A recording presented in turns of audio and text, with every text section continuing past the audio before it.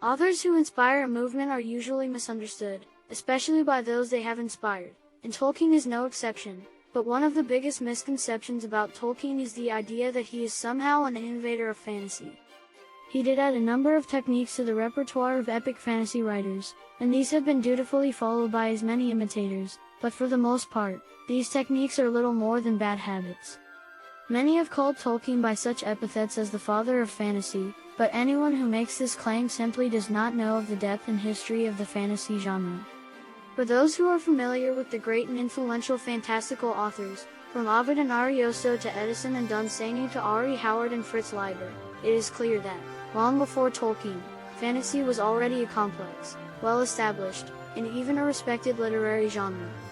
Edison's work contains an invented world, a carefully constructed, and well-researched, archaic language, a powerful and unearthly queen, and a central character who is conflicted and lost between the forces of nobility and darkness.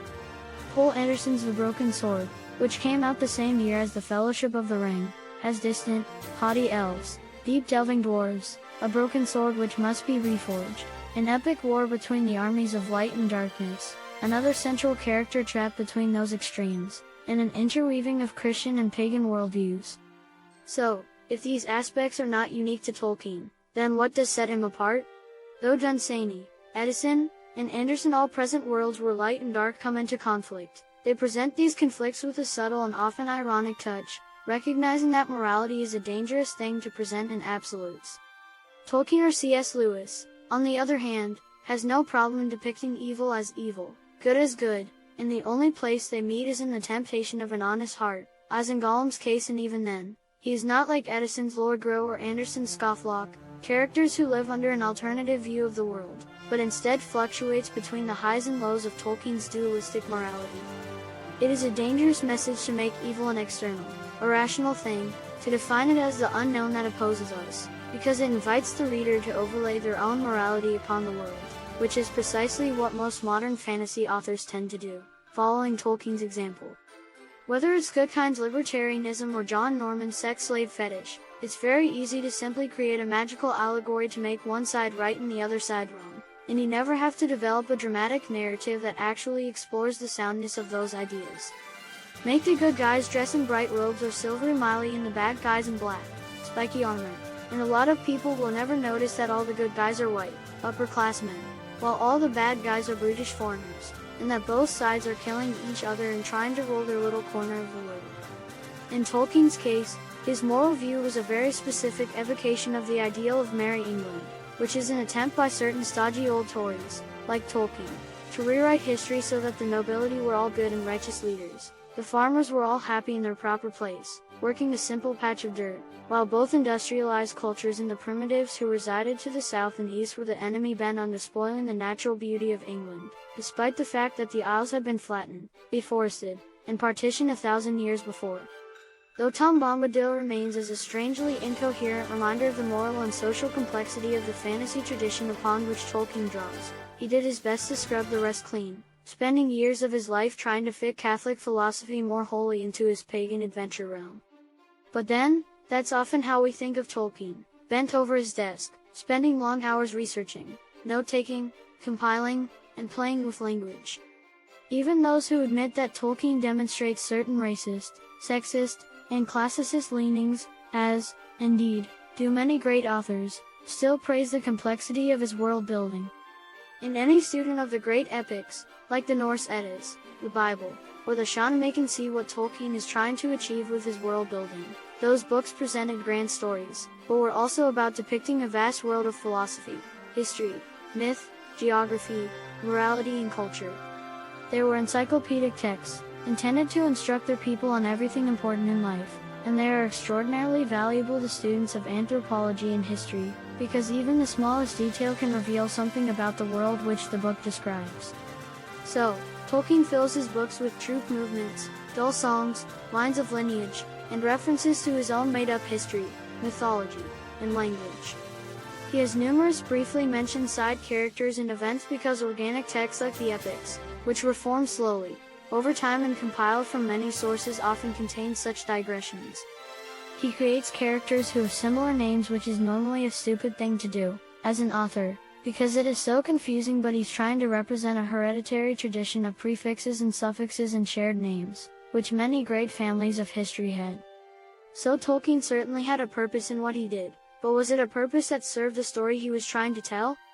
Simply copying a form of reality is not what makes good art. Art is meaningful, it is directed. It is not just a list of details, everything within is carefully chosen by the author to make up a good story.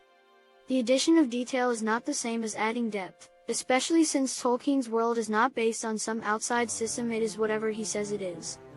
It's all arbitrary, which is why the only thing that grants a character, scene, or detailed purpose is the meaning behind it. Without that meaning, then what Tolkien is doing is just a very elaborate thought exercise. Now, it's certainly true that many people have been fascinated with studying it, but that's equally true of many thought exercises, such as the rules and background of the Pokémon card game, or crossword puzzles.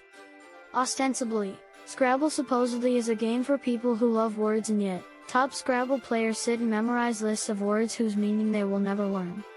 Likewise, many literary fandom games become little more than word searches. Find this reference, connect that name to this character, but which have no meaning or purpose outside of that. The point of literary criticism is always to lead us back to human thought and ideas, to looking at how we think and express ourselves. If a detail in a work cannot lead us back to ourselves, then it is no more than an arbitrary piece of chaff. The popularity of Tolkien's work made it acceptable for other authors to do the same thing, to the point that whenever I hear a book lauded for the depth of its world building, I expect to find a mess of obsessive detailing, of piling on so many inconsequential facts and figures that the characters and stories get buried under the screen, as if the author secretly hopes that by spending most of the chapter describing the hero's cuirass, will forget that he's a bland archetype who only succeeds through happy coincidence and deus ex machina against an enemy with no internal structure or motivation. When Quiller Couch said authors should murder their darlings, this is what he meant. Just because you have hobbies and opinions does not mean you should fill your novel with them. Anything which does not materially contribute to the story, characters, and artistry of a work can safely be left out. Tolkien's embarrassment of detail also produced a huge inflation in the acceptable length of fantasy books, leading to the meandering, unending series that fill bookstore shelves today. Now, there are several notable critics who have lamented the unfortunate effect that Tolkien's work has had on the genre, such as in Moorcock's epic Pooh and Meavil's diatribe about every modern fantasy author being forced to come to terms with the old Don's influence. I agree with their deconstructions, but for me, Tolkien isn't some special author, some fantasy granddad looming over all. He's just a bump in the road, one author amongst many in a genre that stretches back thousands of years into our very ideas of myth and identity, and not one of the more interesting ones. His ideas weren't unique, and while his approach may have been unusual, it was only because he spent a lifetime obsessively trying to make something artificial seem more natural, despite the fact that the point of fantasy, in fiction in general, is to explore the artificial, the human side of the equation, to look at the world through the biased lens of our eye and to represent some odd facet of the human condition. Unfortunately, Tolkien's characters, structure, and morality are all too flat to suggest much, no matter how many faux organic details he surrounds them with.